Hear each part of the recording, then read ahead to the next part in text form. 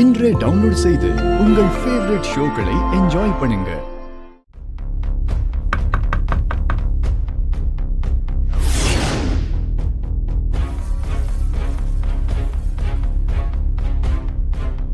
யார் நீங்க? உங்களுக்கு யார் வேணும்? பாரதி இருக்காங்களா? நீங்க? பாண்டியன் சொல்லுங்க. பாரதிக்கு நல்லா தெரியும். அப்படியா? உள்ள வாங்க. நான் பாரதியை கூப்பிடுறேன், உள்ள வாங்க. உட்காருங்க. பாரதி, பாரதி. வரேன். உன்னை பாக்குறதுக்கு யாரோ வந்திருக்காங்க பாரு. வாங்க அண்ணே, எப்படி இருக்கீங்க? நான் வரதெல்லாம் இருக்கட்டும். சொல்லாம கொள்ளாம வீட்டை காலி பண்ணிட்டு நீ இங்க பர்மனண்டா வந்து செட்டில் ஆயிட்டியா? அப்படியே என்ன ஏமாத்திட்டு போலாம்னு நினைச்சிட்டியா? என்னங்க பேச்செல்லாம் ஒரு மாதிரியா இருக்கு? லேடிஸ் கிட்ட இப்படிதான் மரியாதை இல்லாம பேசுவீங்களா? அதானே மரியாதை கொடுக்குற மாதிரி இவங்க நடந்திருக்கணும். மீனா, நான் பேசிக்கிறேன். என்னண்ணே இப்படிலாம் பேசுறீங்க? நான் என்ன பண்ணேன்? எதுக்காக ஏமாத்துறேன் அப்படி இப்படின்னு ரொம்ப பெரிய பெரிய வார்த்தையெல்லாம் சொல்றீங்க. எனக்கு நீங்க என்ன பேசுறீங்கன்னே புரியல. உனக்கு புரியாதுமா. கொஞ்ச நாளைக்கு முன்னாடி ஏதோ அவசரமா வந்து 2 லட்ச ரூபாய் பணம் வேணும்னு கேட்டேல? ஆமா. நானும் என் வீட்டுக்காரி உன்னை பத்தி நல்ல விதமா சொன்னதை கேட்டு எதை பத்தி யோசிக்காம நான் உன்கிட்ட பணத்தை கொடுத்தேன்ல? கொடுத்தீங்கண்ணே. இப்போ அதுக்கு என்ன? நல்லா இருக்குமா நீ பேசுறது? கடனை வாங்கிட்டு திருப்பி கொடுக்காம நீ பாட்டுக்கு இங்க வந்து உட்காந்துட்ட என்ன அர்த்தம்?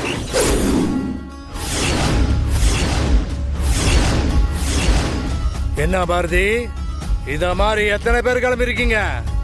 என்ன விளையாடுறியா? நீ எப்போ பணத்தை என்கிட்ட திருப்பி கொடுத்த? என்கிட்ட பணத்தை வாங்கிட்டு வந்ததோட சரி, அதுக்கப்புறம் அந்த பக்கமே வரல. இப்ப என்னடானா பணத்தை திருப்பி கொடுத்துறேன்னு புதுசா ஒரு கதை சொல்ற? நீ பணத்தை திருப்பி கொடுத்திருந்தா நான் எதுக்கு இந்த வீட்டு வாசல் வந்து நிக்கிறேன்? எனக்கு தலைக்கு மேல 1000 வேலை இருக்கு. அண்ணா ப்ளீஸ், பொறுமையா நான் சொல்றத கேளுங்க.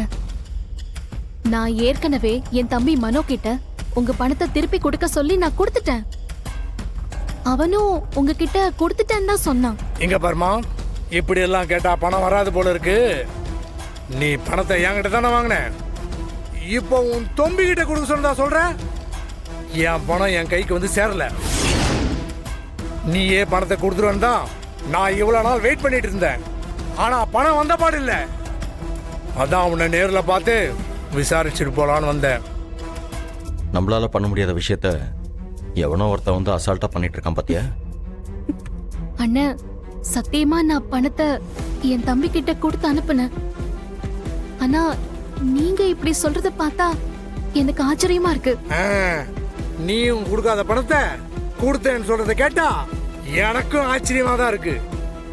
இத பாருமா, இப்ப நான் பண்ணிட்டு இருக்க பைனான்ஸ் வேலையெல்லாம் அப்படியே விட்டுட்டு நான் என் குடும்பத்தோட என் சொந்த ஊருக்கு போய் செட்டில் ஆகலான்னு முடிவு பண்ணிருக்கேன். அதனாலதான் கொடுத்த கடனை எல்லாத்தையும் வீடு வீடா போய் நான் வசூல் பண்ணிட்டு இருக்கேன். நீ என்ன பண்ணுவியோ ஏது பண்ணுவியோ எனக்கு தெரியாது.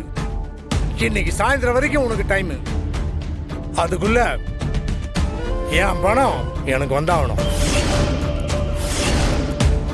இந்த சாக்கு போக்கு சொல்லி தட்டி கழிக்கிறது, கொடுக்காத பணத்தை கொடுத்துட்டேன்னு சொல்றது, இந்த மாதிரி சொல்றவங்களெல்லாம் நான் நிறைய பேரை பார்த்துட்டேன். நீ ஒரு பொண்ணா இருக்கிறதால தான் நான் உங்ககிட்ட பொறுமையா பேசிட்டு இருக்கேன். இல்லைன்னா நான் பணத்தை வசூல் பண்ற முறையே வேற மாதிரி இருக்கும். மனோ, பாரதி, இதெல்லாம் கொஞ்சம் கூட நல்லா இல்ல. இந்த வீட்டோட மரியாதை என்ன, அந்தஸ்து என்ன, கௌரவம் என்ன? எவனோ ஒருத்த என் வீட்டு வாசப்படி ஏறி வந்து வாங்கின கடனை கேட்கறதெல்லாம் எனக்கு அசிங்கமா இருக்கு. இன்னும் என்னென்ன நடக்க போகுதுன்னு ஒண்ணும் புரியல. உங்க சொந்த பிரச்சனை எல்லாத்தையும் இந்த வீட்டுக்கு வெளியில வச்சு பாத்துக்கங்க. இன்னொரு தடவை இந்த மாதிரி நடந்துச்சு அப்புறம் நல்லா இருக்காது, பாத்துக்கோங்க. சாரி சார், தப்புதான். இனிமே இப்படி நடக்காது. என்னக்கா தமிழ் நீ வர சொன்னதா சொன்னா என்ன விஷயம்க்கா? மனோ, ஃபைனான்சியர் பாண்டியன் கிட்ட நான் வாங்கியிருந்த 2 லட்ச ரூபாய் பணத்தை உன்கிட்ட கொடுத்து அதை அவர்கிட்ட கொடுக்க சொல்லிருந்தேன்ல, அந்த பணத்தை நீ அவர்கிட்ட கொடுத்தியா இல்லையா? அவர் வீட்டுக்குள்ள வந்து பணம் வரலன்னு சொல்லி என்ன கண்டபடி பேசிட்டு போறாரு.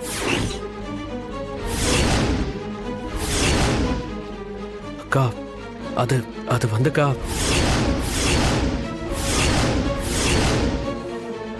என்ன மனோ வந்து போயின்னு சொல்லிட்டு இருக்க? அக்கா நான் உன்கிட்ட கொடுக்க சொல்லி கொடுத்த பணத்தை நீ அவர்கிட்ட கொடுத்தியா இல்லையா? இல்லக்கா அது அது வந்து கேட்ட கேள்விக்கு பதில் சொல்லு மனோ. நீ பணத்தை அவர்கிட்ட கொடுத்தியா இல்லையா? மனோ, உன் அக்கா கேக்குறாள்ல, பதில் சொல்லு. நீ கொடுத்த பணத்தை அவர்கிட்ட கொடுக்கதான்க்கா வச்சிருந்தேன். ஆனா அதுக்குள்ள என் ஃப்ரெண்டோட அம்மாவுக்கு திடீர்னு உடம்பு சரியில்லாம போய் சீரியஸ் ஆகி ஹாஸ்பிட்டல் அட்மிட் ஆயிருந்தாங்க. அவங்க அம்மாக்கு ஆபரேஷன் பண்ணாதான் காப்பாத்த முடியும்னு என் ஃப்ரெண்டு என்கிட்ட சொல்லி ரொம்ப அழுதான். எனக்கு என்ன பண்றதுன்னு தெரியல. அதான் நான் எதை பத்தியும் யோசிக்காம நீ என்கிட்ட கொடுத்த பணத்தை என் ஃப்ரெண்டு கிட்ட ஹாஸ்பிட்டல்ல கட்ட சொல்லி கொடுத்துட்டேன்க்கா. டேய் மனோ, உனக்கு கொஞ்சமாவது அறிவு இருக்காடா? நான் உன்கிட்ட பணத்தை கொடுக்க சொல்லி எவ்வளவு நாள் ஆச்சு? நீ அவர்கிட்ட பணத்தை கொடுக்கலனா நீ என்கிட்ட சொல்லி தொலைய வேண்டியதானே? நீ சொல்லாம இருக்க போய் பணத்தை கேட்டு வீட்டுக்கு வந்தவர்கிட்ட நான் பணத்தை கொடுத்துட்டேன்னு சொல்லி பேசிட்டு இருக்கேன்டா. அத கேட்டுட்டு அவரு நான் போய் சொல்றதா என்ன அசிங்கப்படுத்திட்டு போறாரு. ச்சே. அக்கா இந்த கன்றாவி எல்லாம் கண்ணுல பார்த்து தொலைக்க வேண்டியதா இருக்கு. இப்படி ஒருத்தனை இழுத்துட்டு போய் உன் தங்கச்சி கல்யாணம் வேற பண்ணிட்டு வந்திருக்கா. விடுனா, இவனை பத்தின உண்மை தெரிஞ்சா இன்னும் கொஞ்ச நாள்ல நம்ம அபி நம்ம கிட்டே திரும்ப வந்துருவா. என்ன காரியம் பண்ணி வச்சிருக்க மனோ? பாட்டி உன் அக்கா எவ்வளவு கஷ்டப்பட்டுட்டு இருக்கா, அது தெரிஞ்சிருந்தும் நீ ஏன் அப்படி பண்ண? இங்க பாரு மனோ, நீ என்ன பண்ணுவே ஏது பண்ணுவே எனக்கு தெரியாது. போய் சீக்கிரமா பணத்தை ரெடி பண்ணி அவருக்கு கொடுக்கற வழிய பாரு. அந்த ஆளு வேற சாயந்தரம் வரைக்கும் தான் கெடு சொல்லி இருக்கான். சரி பாட்டி, நான் பணத்தை எப்படியாவது ரெடி பண்றேன்.